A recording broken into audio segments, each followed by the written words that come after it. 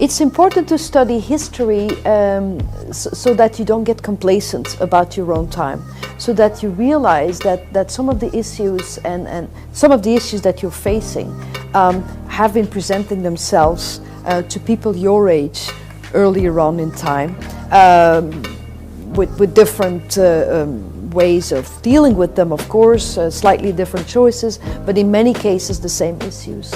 So a lot of what we're facing today is not new, and it helps you be aware of the complexity of society, of culture, of issues of citizenship, of choices, and those are reasons why studying history is important, apart from being fun. Please excuse any mispronunciation of names given herein. The story of the slaves in America begins with Christopher Columbus. His voyage to America was not financed by Queen Isabella, but by Luis de Santiago, who advanced the sum of 17,000 ducats, about 5,000 pounds today, equal to 50,000 pounds, to finance the voyage, which began on August 3rd, 1492. So what's happening during this time is that it's not so much the facade of religion to force people to convert, it was greed. It's because the crown, the King Ferdinand and Queen Isabella are going broke. They're exploring all over the place, wars all over the place. They need money, yes. All right? So who's got the money? Who are the financiers? Who are the ones that are so wealthy in Spain and later Portugal? Well, the Sephardim, the Jews. Columbus was accompanied by 5 Marranos, Jews who had forsworn their religion and supposedly became Catholics. Today, there are no real Marranos to be found within the borders of mainland Spain. Only on the Isle of Majorca can we find a small community of their descendants.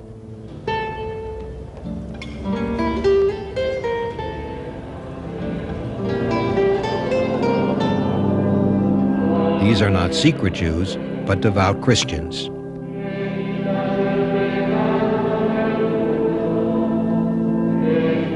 Despite their observance of Catholicism over hundreds of years, they are still regarded by their neighbors as Jews. Genuine Marranos, secret Jews who light Sabbath candles, fast on the Day of Atonement, and eat unleavened bread on Passover, can be found today only in one place, in northeastern Portugal. It says here, the Marranos, the Moorish Jews of Portugal, Spain and Benin, Guinean Coast, Part 1, by Oguejiofo Anu. It says here, Black Moorish Jews of Maghreb, Sudan, and Iberian Peninsula, the Marranos. Black Jews have lived in Iberia and Africa as far back as the time of the Carthaginians. I take it the husband will want the same fate. It is the living God that we serve. Make that 3 less slaves in Carthage. The Moors of Portugal were expelled by 1497 with the Edicts of Expulsion and the Leis de Limpieza de Sangue, the laws of cleanness of blood. The laws of cleanness of blood stated that all Moors and Jews had to flee the peninsula. All Moors and Jews, alright? Not separated, together. And that any Gothic, Cretan, Crusader who aspired to have a middle to high rank in office in the kingdoms had to prove that he had no Moorish or Jewish ancestry for at least 5 generations, until the 4th or 5th generation. The laws lasted until the end of the 18th century. How many people really realize what happened within the Jewish community in Spain in 1492? Well, this is a mystery that God has kept for a long time. Because we've said that Christopher Columbus is from Italy. No, he's from Portugal. No, he's from Spain. Well, where is he really from? Well, they say that he was from Genoa, Italy, but his Italian writing is horrible.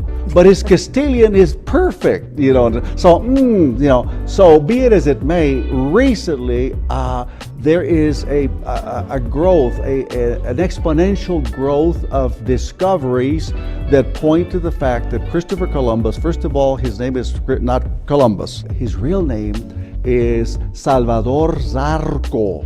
All right, but now recently we've discovered that Christopher Columbus, Cristóbal Colón, was known as a quote-unquote Marrano.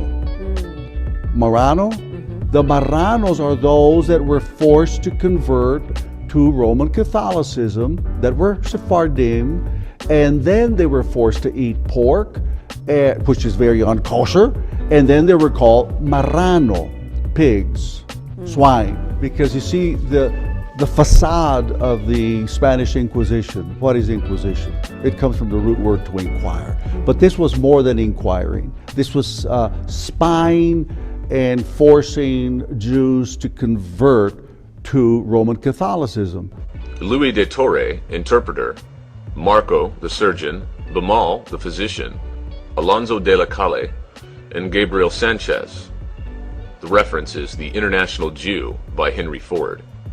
Gabriel Sanchez, abetted by the other 4 Jews, sold Columbus on the idea of capturing 500 Indians and selling them as slaves in Seville, Spain, which was done. Columbus did not receive any of the money from the sale of the slaves, but he became the victim of a conspiracy fostered by Bamal, the ship's doctor. He, Columbus, suffered injustice and imprisonment as his reward, betrayed by the 5 Marranos, or Jews, whom he had trusted and helped. This, ironically, was the beginning of slavery in the Americas. The source is Adventures of an African Slaver, published in 1928, page 11. The Jews were expelled from Spain on August 2nd, 1492, and from Portugal in 1497. Many of these Jews immigrated to Holland, where they set up the Dutch West Indies Company to exploit the New World. In 1654, the first Jew, Jacob Bar Simpson, immigrated from Holland to New Amsterdam, or New York. And in the next decade, many more followed him, settling along the East Coast, principally in New Amsterdam and Newport, Rhode Island. They were prevented by ordinances issued by Governor Peter Stuyvesant from engaging in the domestic economy, so they quickly discovered that the territory inhabited by the Indians would be a fertile field. There were no laws preventing the Jews from trading with the Indians. The first Jew to begin trading with the Indians was Hyman Levy, who imported cheap glass beads, textiles, earrings, armbands, and other cheap adornments from Holland, which were traded for valuable fur pelts.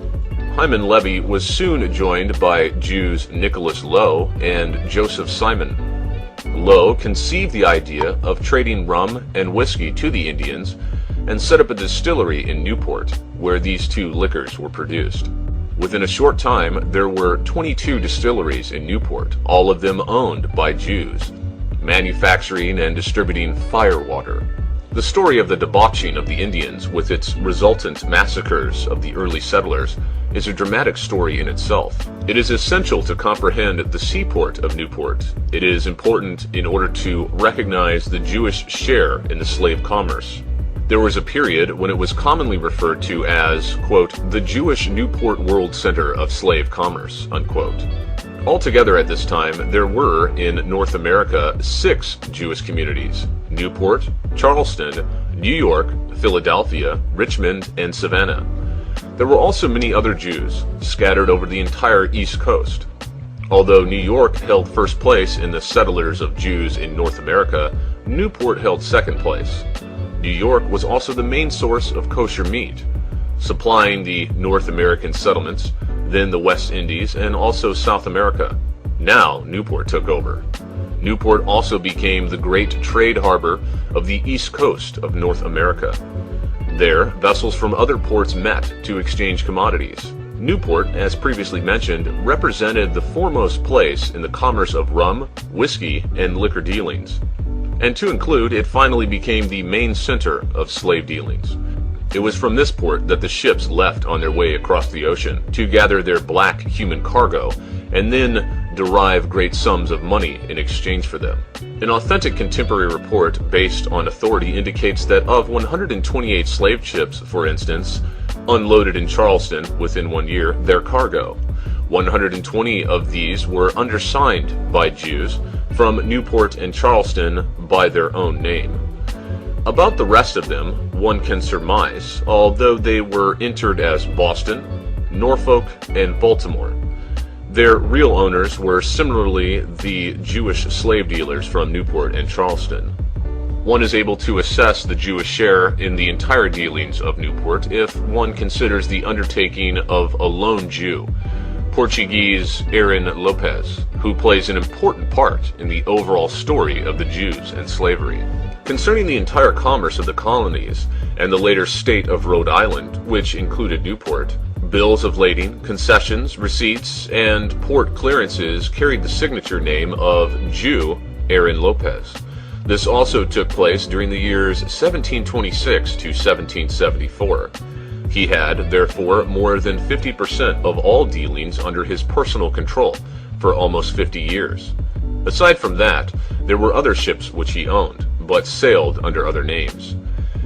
In the year 1749, the first Masonic Lodge was established. 90% of the members of this first lodge, 14 all told, were Jews, and one knows that only so-called prominent individuals were accepted. 20 years later, the second Masonic Lodge, or King David, was established. It is a fact that all of these members were Jews. In the meantime, the Jewish influence in Newport had reached such proportions that President George Washington decided to pay them a visit. Upon his appearance, both of the Masonic lodges sent an emissary, a Jew named Moses Sussex, to approach the president with a petition in which the Jews of Newport stated, quote, "If you will permit the children of Abraham to approach you with a request, to tell you that we honor you and feel an alliance," and then, quote, "Until the present time, the valuable rights of a free citizen have been withheld. However, now we see a new government coming into being based on the majesty of the people. A government not sanctioning any bigotry nor persecution of the Jew, rather to concede the freedom of thought, which each shares, whatever nation or language, as a part of the great government machine," unquote. It is necessary at this point to consider the disclosures as to who in reality obtained this legendary freedom in America at the founding of the Union. To be sure, the province became independent and severed from the English jurisdiction. However, we can see from the petition which Moses Sussex offered President Washington in the name of the Jews of Newport, that it was not in reality this type of freedom which they had in mind. They were merely concerned about themselves and their, quote, "own civil rights," unquote, which had been withheld. Therefore, following the Revolutionary War, the Jews were accorded equal rights and freed of all restrictions. And the Negroes?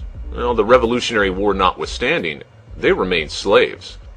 In the year 1750, 1/6 of the population in New York was Negroid, and proportionately in the southern parts of the country they outnumbered the others.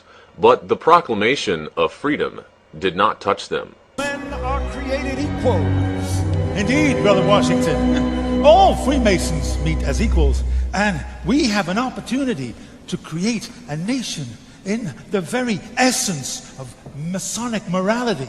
Let us scrutinize at close range this dismal handiwork of the Jews, which gave them influence and power, so we may comprehend the slave trade.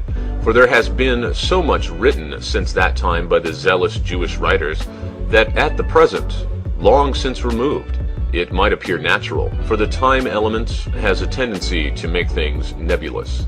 Let us follow the journey of one ship owned by a slave dealer, Aaron Lopez, which had made many trips to the African coast. For instance, in the month of May 1752, the ship Abigail was equipped with about 9,000 gallons of rum, a great supply of iron foot and hand restraints, pistols, powder, sabers, and a lot of worthless tin ornaments, and under the command of the Jewish Captain Friedman, sailed off for Africa. There were but 2 mates and 6 sailors comprising the crew. 3½ months later, they landed on the African coast. Meantime, there had been constructed an African agency by the Jewish slave dealers, who had corralled them and prepared them for sale. Historians estimate that between 1500 and 1870, more than 11 million men and women were carried across the Atlantic Ocean in ships like these. The passengers were forcibly transported from Africa to the West Indies, Brazil, or other lands of the Americas. These people were enslaved Africans, and their lives on board the slave ships were filled with pain, suffering, and death. In the 1500s, Europeans saw enslaved Africans as a source of inexpensive labor for their colonies. European planters established plantations or huge farms in North America, South America, and the Caribbean. As the plantations grew, more slaves were needed to work on them.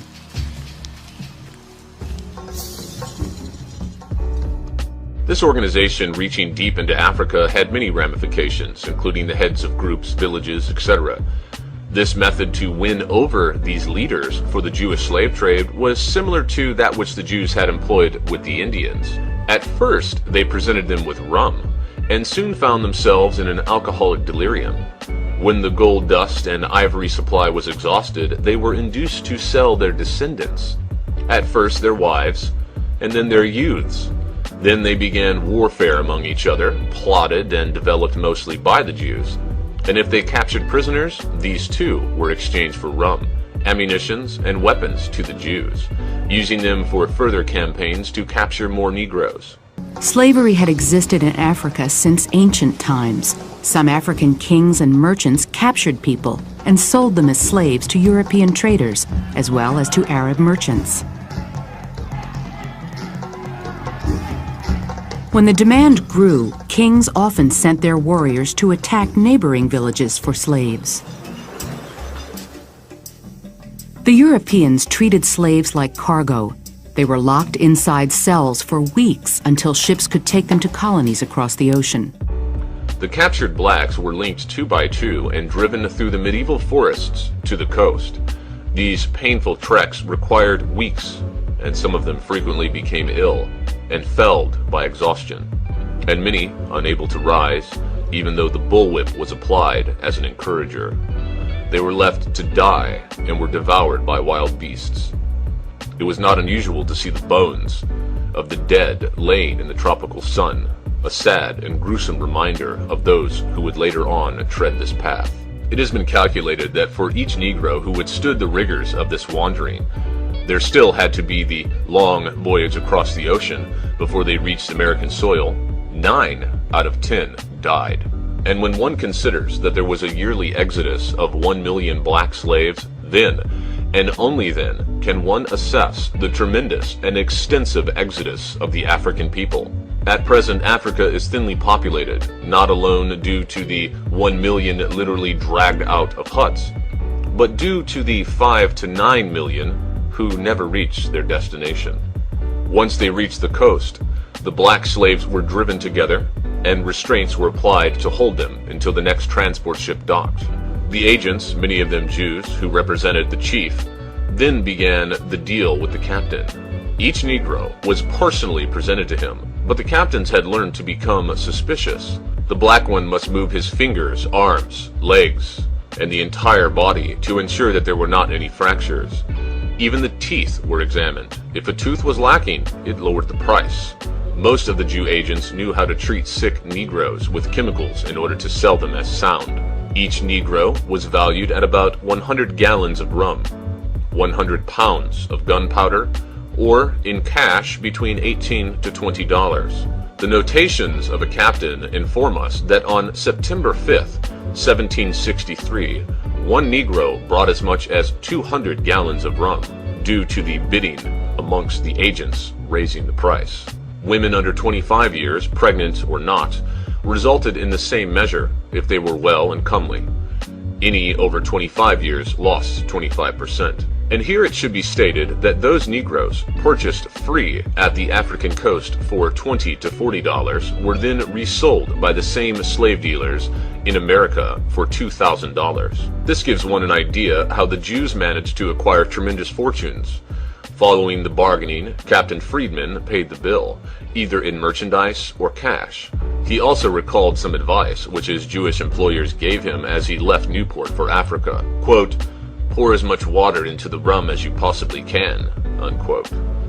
In this manner, the Negro chiefs were cheated 2 times by the Newport Jews. The next step was to shave the hair from the head of the acquired slaves.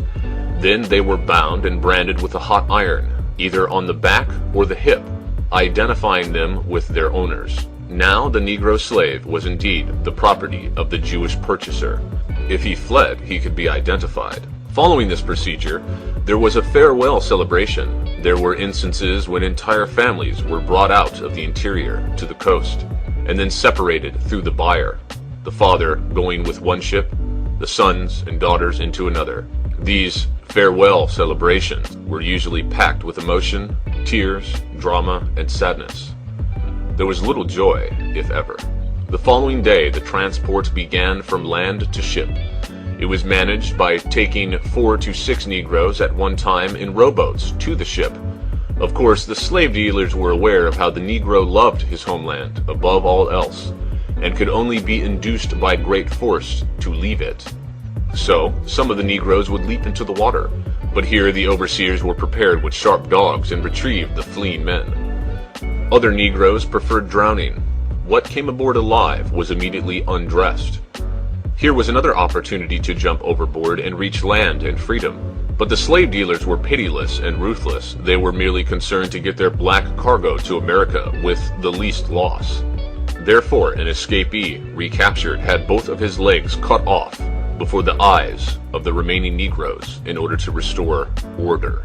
On board the ship, the Negroes were separated into 3 groups. The men were placed in one part of the ship, the women into another, whereby the lusty captain arranged it so that the youngest, mostly comely Negro women were accessible to him. The children remained on deck, covered with a cloth in bad weather. In this fashion, the slave ship proceeded on its journey to America. In the main, the ships were too small and not at all suitable to transport people. They were barely equipped to transport animals, which the Negroes were likened to. In one space, 1 meter high, 39 inches, these unfortunate creatures were placed into a horizontal position, pressed close together. Mostly, they were chained together. In this position, they had to remain for 3 months until the end of the voyage. Rarely was there a captain who sympathized with them or evidenced any feelings whatever for these pitiable creatures. Occasionally, they would be taken in groups to the deck for fresh air, shackled in irons. Somehow these Negroes were expendable and endured much. On occasion, one of them became insane, killing the other one pressed closely to him. They also had their fingernails closely cut so they could not tear at each other's flesh. For slaves, life on a slave ship during the Middle Passage was a nightmare. Even crew members were shocked by the conditions in the slave holds. When I had to enter the slave deck, I was forced to crawl over the slaves. The Negroes are frequently packed so close together that they have not so much room as a man in his coffin. I was so overcome with the heat, stench, and foul air that I nearly fainted.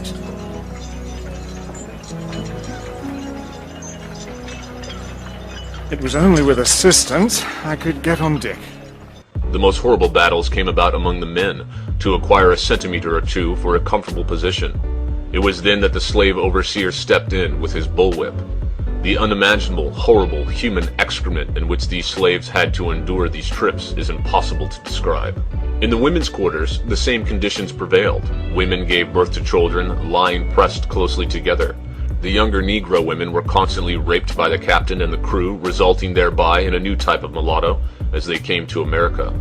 In Virginia, or in any other southern port cities, the slaves were transferred to the land and immediately sold. The regular auction would take place, following the method of purchase in Africa. The highest bidder obtained the ware. In many cases, due to the indescribable filth, some of the blacks became ill during the sea voyage from Africa to America. They became unemployable. In such cases, the captain accepted any price. It was rare to dispose of them, for no one wanted to purchase a sick Negro. Therefore, it is not surprising that the Jewish, unethical doctor senses a new form of revenue. They purchased the sick Negro for a small sum, then treated him and sold him for a large sum. On occasion, the captain would be left with a few Negroes for whom he did not find a buyer. In that case, he returned to Newport and sold them to the Jews for cheap domestic help. $7, $8, $9. $9 going once, twice, 3 times sold. Oh, okay. $2 on lot A. $2 going once, twice, 3 times sold. In other cases, the Jew owner of the ships took them over. This is why the city of Newport and its surroundings had 4,697 black slaves in the year 1756. Slavery did not extend to the north. Moreover, in many of the North American colonies, slavery was strictly forbidden.